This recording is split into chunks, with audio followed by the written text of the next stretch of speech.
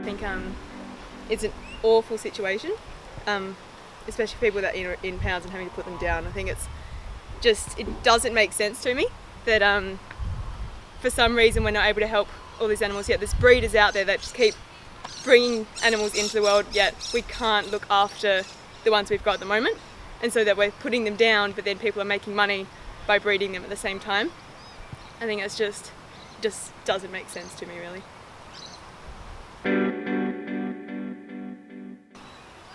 I think euthanasia should be a last resort for an animal.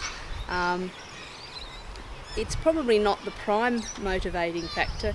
I just think that often people have dogs and the dogs and the people don't suit each other.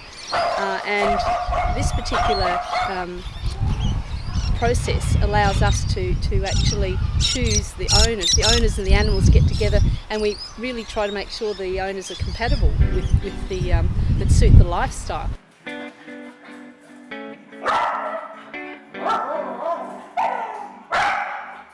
I remember the first dog that I had wasn't really suited to my lifestyle. I wasn't all that active then, and I had a very active dog, and that made for a lot of problems.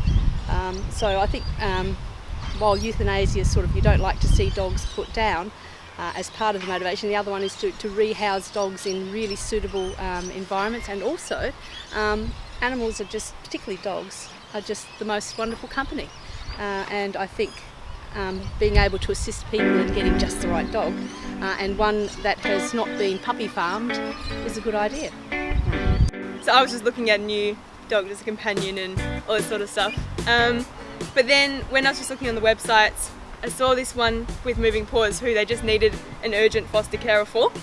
And it didn't really say much about it, so I just gave her a call and just kind of asked what was the go, how could I help, sort of thing, how long it needed to be helped for. And then she sort of kept talking. It just seemed to make more sense to me that just being able to help animals, and you sort of get to see how they go.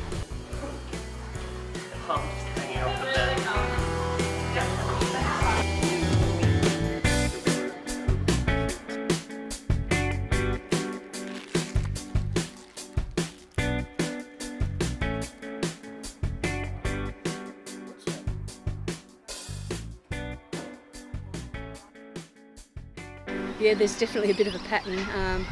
Either they just don't suit the family, they've been ignored, and they've basically ended up in pounds, either escaped or they've just been given up to the pound, or in the case of sadder instances, older people. So once they go into assisted living or accommodation, they often aren't allowed to take pets with them. So often we get pets from older people or people who've had to give them up because they really can't look after them.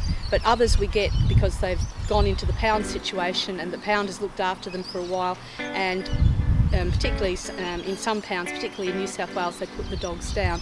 So because they have so many of the strays and they have to make a choice, and so we step in as part of, I'm part of an organisation called Moving Paws, and we step in and helps look after these animals.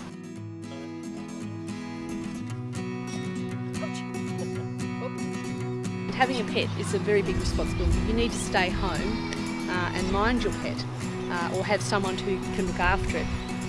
So I wasn't very keen on owning another pet, but this kind of filled the gap because my daughter then thought, well, if we had a dog every now and again, it would be a good idea. So that's what we ended up doing. We ended up having or minding pets for just very short periods of time.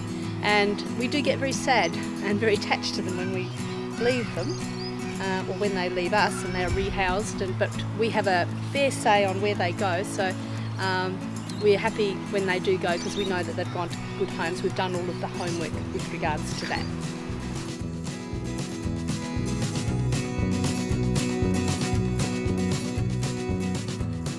Even those that are looking, just if you want a dog, definitely adopt, don't shop. So going even to the pet shops, even though they look so cute, they've come from places which are supporting puppy farms and just the terrible treatment of dogs. So you really want to know where the dogs come from, and that by being able to adopt them, you're able to save one animal.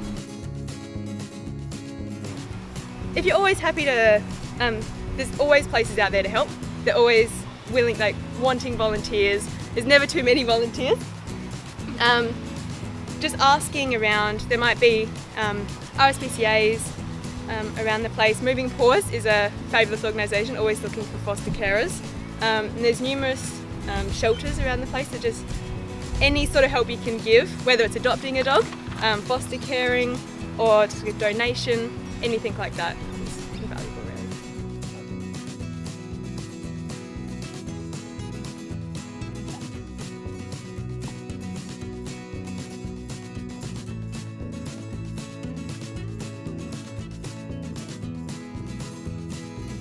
It's hilarious. It was hilarious. He broke the neighbour's sprinkler. He just like attacked it, like properly, would just like run up and chase and like shove his whole face in it and then run away and then shove it back in. I was like, Really? oh my god, it's Yeah. not And then he did it. So they had their hose on the lawn. And